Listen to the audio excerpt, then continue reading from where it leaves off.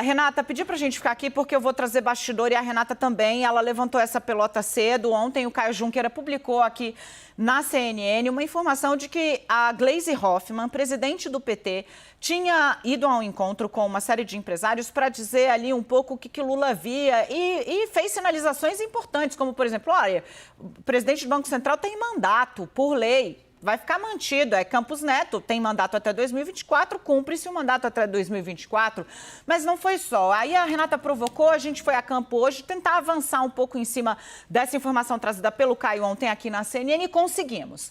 Eu fui a campo, falei com aliados de Lula e falei com a própria Gleisi Hoffmann. Ela me confirmou que o ex-presidente Lula tem sim feito conversas. Eu vou trazer aqui para vocês exatamente o que foi que disse ela. Ela disse o seguinte: Lula tem de fato se reunido, são reuniões menores. Lula não está fazendo aqueles grandes encontros com 40, 50 empresários, não. São grupos seletos, inclusive gente ligada a bancos, a gigantes do varejo. Enfim, Lula está percorrendo todos os setores da chamada elite empresarial do país. Para quê? Detalhar um pouco o que é que ele quer dizer quando sinaliza no macro, por exemplo, falando sobre contra-reforma trabalhista. Ficam reclamando, a gente já trouxe esse bastidor para você, que Lula não diz exatamente do que ele está se referindo. Vai derrubar a reforma que está aí, vai colocar o que no lugar. Lula disse, textualmente, esse foi um exemplo, né? Para quem já paga, aqui, digamos, né, R$10, o empregador que já paga ali R$10, qual é o problema da gente estabelecer uma fórmula que garanta a esse empregado, que está custando mais barato agora, que tem um emprego mais precário. Opa, gente, a gente já volta com o bastidor.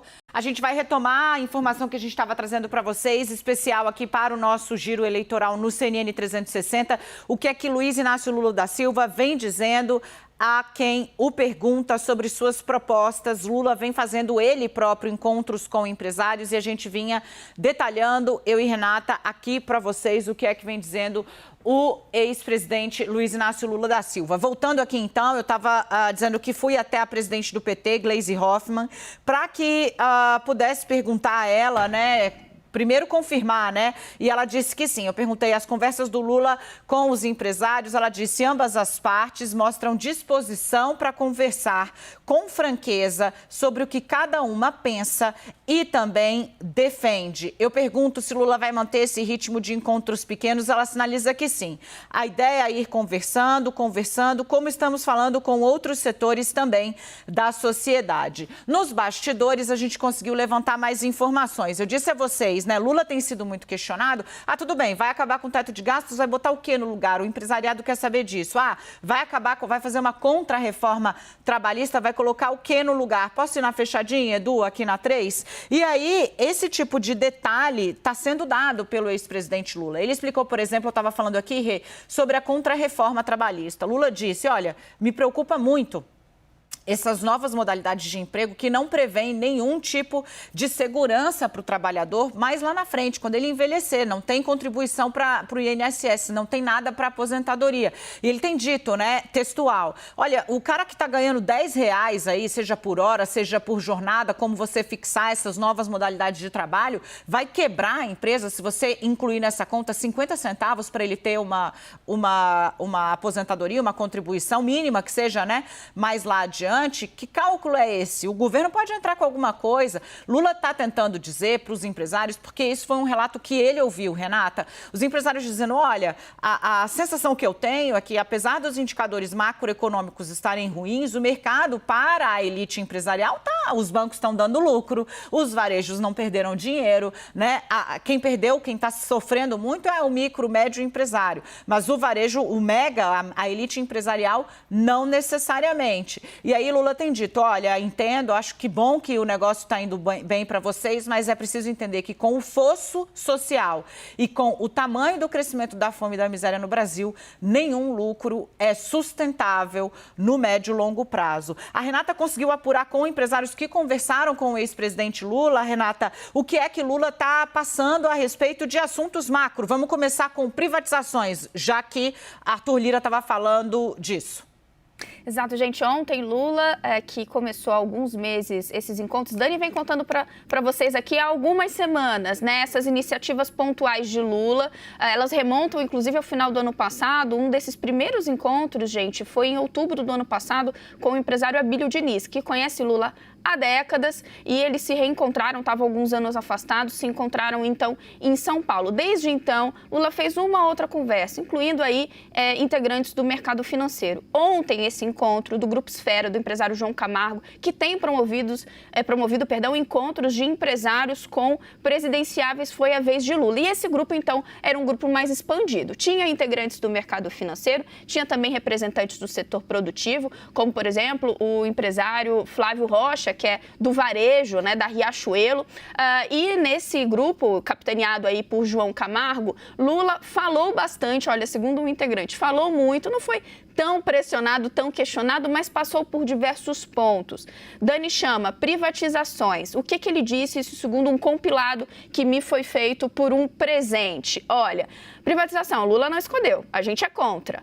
Porque aí ele fez um elo com a taxa de investimento. Investimento em 14% do PIB, porque as estatais estão sendo vendidas e elas não fazem o papel de indutor de investimento. Por que isso é importante, gente? Porque Lula não dá só uma indicação de que ele é contra essa agenda de privatizações, mote da agenda liberal capitaneada por Paulo Guedes, mas porque ele dá uma indicação de por onde ele tem que a agenda tende a andar, induzindo investimento. Se não é por privatizações pelo setor privado, é indução do investimento que vem pelo próprio governo. Subir essa taxa de investimento usando os braços estatais para isso, Dani.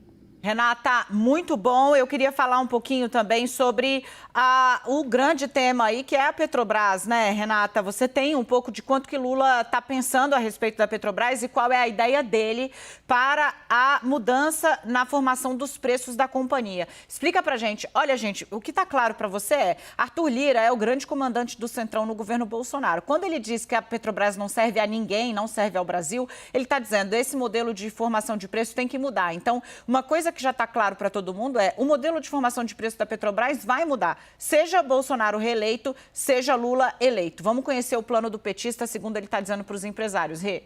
Perfeito. Aí eu acho que a gente tem um encontro das águas, né? Onde o discurso desses dois polos estão se encontrando. Porque Lula, para os empresários ontem, ainda segundo esse relato que me foi feito, esse compilado das falas de Lula, o que ele indica? Primeiro, Petrobras está dando lucro demais. Então, para que dá tanto lucro se não está ajudando, por exemplo, a conter a inflação? Ele criticou, inclusive, a remuneração da diretoria da estatal. Veja só, gente, Bolsonaro já fez a mesma crítica. Ele se colocou contra privatizar a Petrobras e aí a gente tem uma diferença no discurso dos dois, de um candidato à reeleição e do candidato à presidência.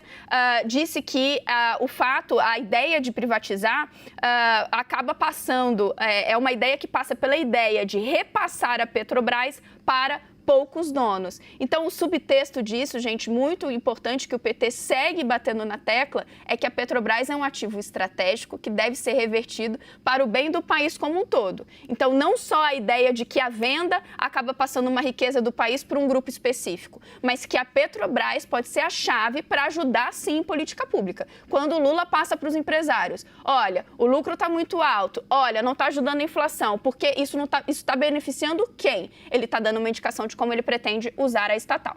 Sensacional. Renata, para fechar bem rapidinho, reforma administrativa, né, que Guedes tentou empurrar a força e Lula está dizendo que vai no sentido contrário, de valorização do serviço público e usou a pandemia como exemplo.